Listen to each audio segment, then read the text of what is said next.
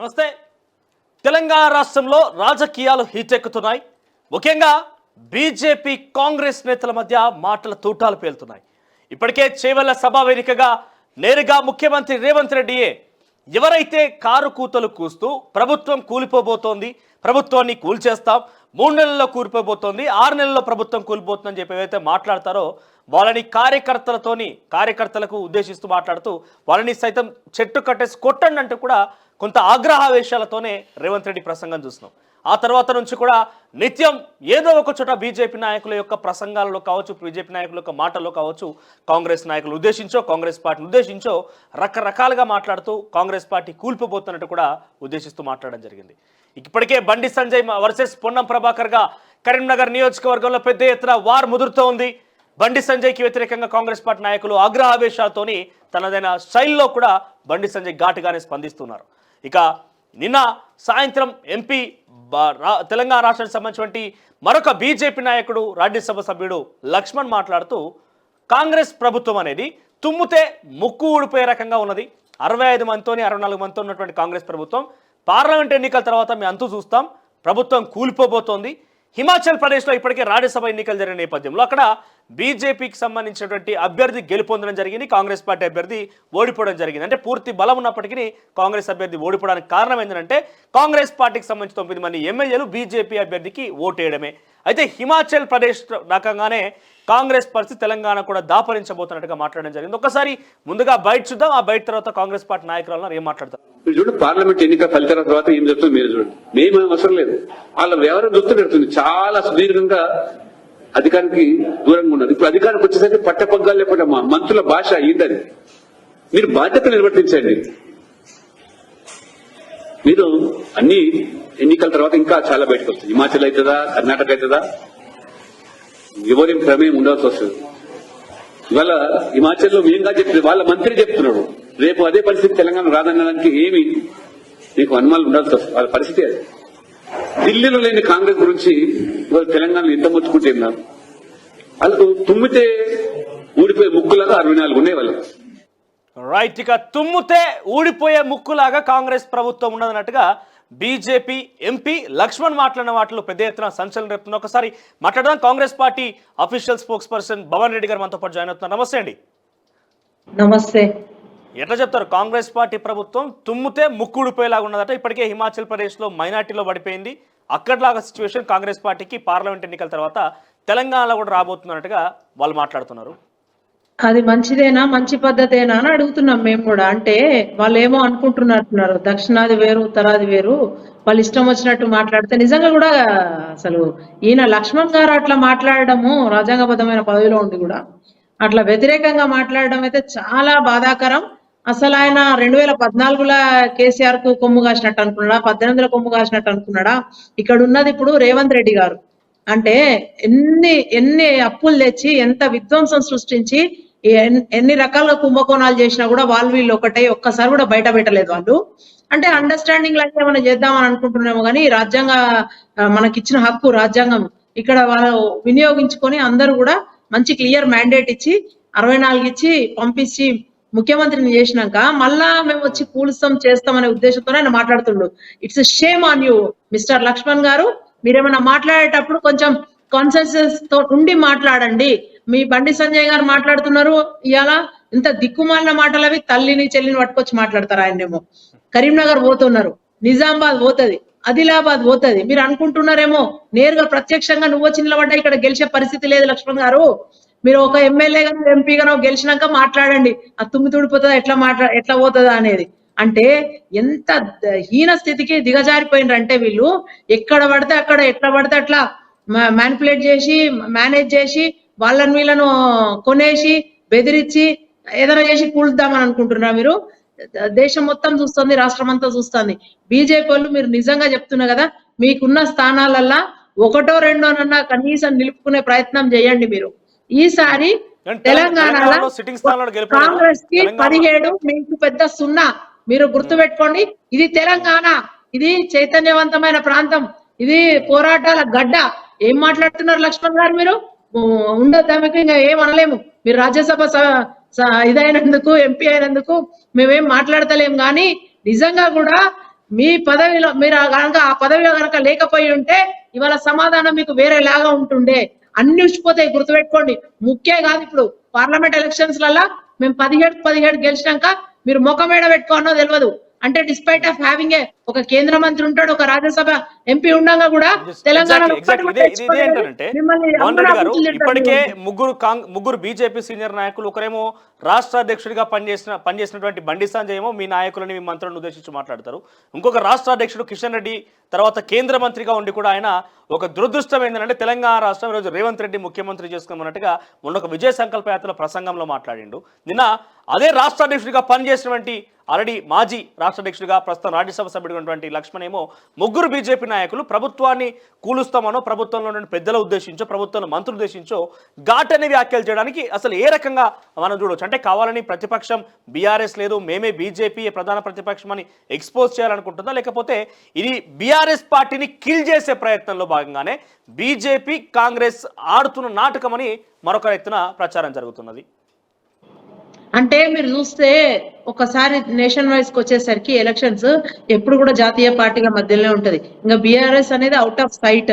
వాళ్ళు ఏమనుకుంటున్నారంటే అటాక్ చేసి మనోభావాలను దెబ్బతీసి ఎట్లనో లాగా మతం అనే దాన్ని ఇంజెక్ట్ చేసి ఎట్లనో గెలవాలని వాళ్ళు అనుకుంటున్నారు.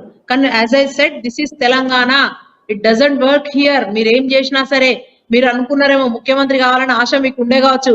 సదరు మీరు చెప్పిన 3 పేర్ల బండి సంజయ్, కిషన్ రెడ్డా, లేకపోతే ఈ లక్ష్మణ్ గారికా అవుదామని ఉండే కావచ్చు.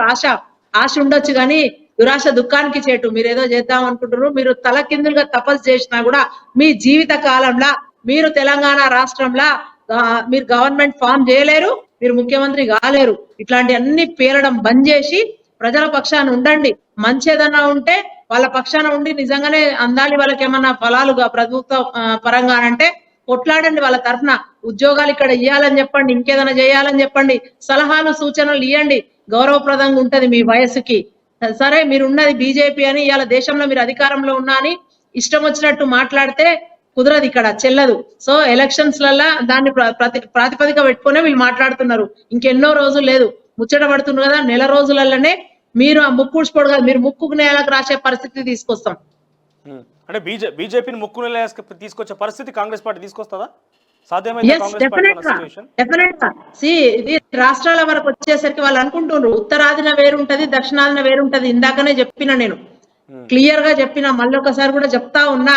దిస్ ఇస్ నార్త్ కాదు, ఇది నార్త్ కాదు, దిస్ ఇస్ నాట్ నార్త్, ఇది సౌత్. మనం ఉన్నాం, వీళ్ళకి ఎక్కడ లేదు స్కోపు.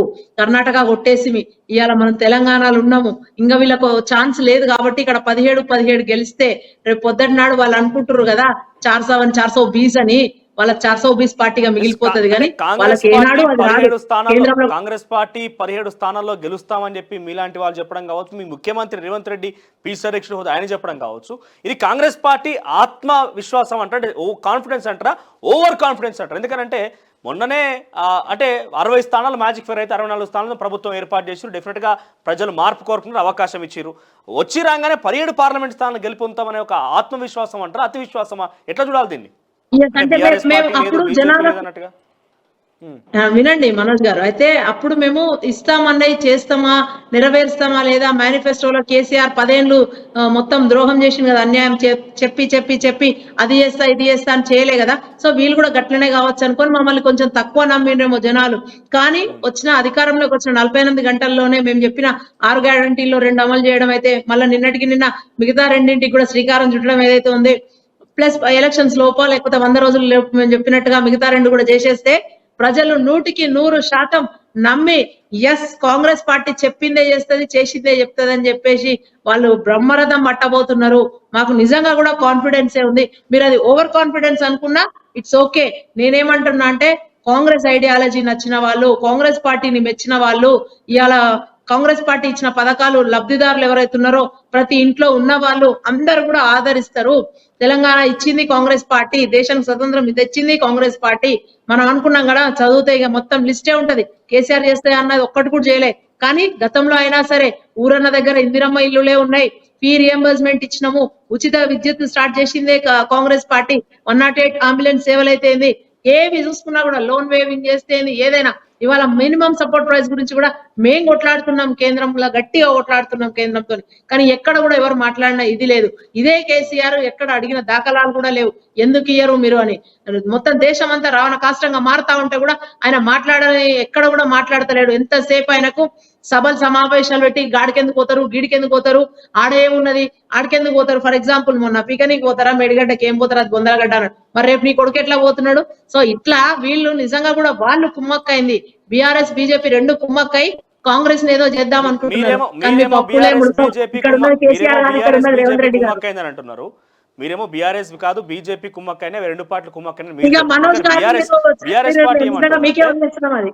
అది నేషనల్ పార్టీస్ ఎక్కడైనా సరే కుమ్మక్క అవుతాయా? మీరు ఏం మాట్లాడుతున్నారు? వాళ్ళకి కావాలి ఎంపీలు మాట్లాడాలి. కానీ అయితే నేను ఒకటే చెప్తున్నా, ఒక నిమిషం, బీఆర్ఎస్ కాంగ్రెస్ ఏమన్నా కుమ్మక్క అయితే ఏమో కానీ బీఆర్ఎస్ బీజేపీ కుమ్మక్క అయితే ఏమో కానీ ఎక్కడైనా కాంగ్రెస్ బీజేపీ కుమ్మక్క అయితే దానికి అనుమానం ఏంటంటే పై స్థాయిలో మీ ముఖ్యమంత్రి గానీ కావచ్చు, లేకపోతే మంత్రులు కావచ్చు, మోడీ దగ్గర కానీ అమిత్ షా అక్కడికి వెళ్ళి సహకరిస్తాం. వినిపిస్తుందా ఆడియో? ఓకేనా? ఆమె ఆడిబుల్ వినిపిస్తుందా? నా వాయిస్ వినిపిస్తుందా? శ్రీకాంత్ వాయిస్ వినిపించట్లేదు. Hello right. అయితే ఇక్కడ బీఆర్ఎస్ పార్టీ ఆ అనుమానానికి మరొక ఉదాహరణ ఏంటంటే మీ నాయకులు ముఖ్యమంత్రి గారు కావచ్చు, మంత్రి గారు కావచ్చు, ఎవరైనా వెళ్ళి అక్కడ క్షేత్రస్థాయిలో కేంద్ర మంత్రుల దగ్గరికి వెళ్ళి పూర్తి సహకరిస్తాం, ఏకంగా ప్రధానమంత్రి నరేంద్ర మోడీ కూడా కలిసి సహకరిస్తాం, తెలంగాణ ఏర్పాటు కోసం, తెలంగాణ అభివృద్ధి కోసం సహకరిస్తామని చెప్పి ప్రభుత్వానికి సంపూర్ణ మద్దతు ఇస్తామని చెప్పి వాళ్ళతో చెప్పారన్నట్టుగా చెప్తున్నారు. కానీ క్షేత్రస్థాయి అదే బీజేపీ ఎంపీలు, బీజేపీ రాజ్యసభ సభ్యులు, తెలంగాణ రాష్ట్ర నాయకులు ఈ ప్రభుత్వం కూలిపోవాలనుకుంటున్నారు. అంటే ఇది జిమ్మిక్కు లేకుంటే ఏదో టాక్టిక్స్ నడుస్తున్నాయని ఒక ఆవేదన, ఒక అనుమానం బీఆర్ఎస్ పార్టీ వ్యక్తం చేస్తున్నది. వాళ్ళ ఉద్దేశం ఏదైనా కావచ్చు, మాకు రావాల్సిన వాటా, మనకు రావాల్సిన, తెలంగాణకు న్యాయంగా రావాల్సిన వాటా, అది నీటి విషయంలోనైనా సరే, నిధుల విషయంలో అయినా సరే, అవి తక్షణం రిలీజ్ చేయండి అని చెప్పి 15th ఫైనాన్స్ నిధుల కోసం వెళ్ళడం జరిగింది.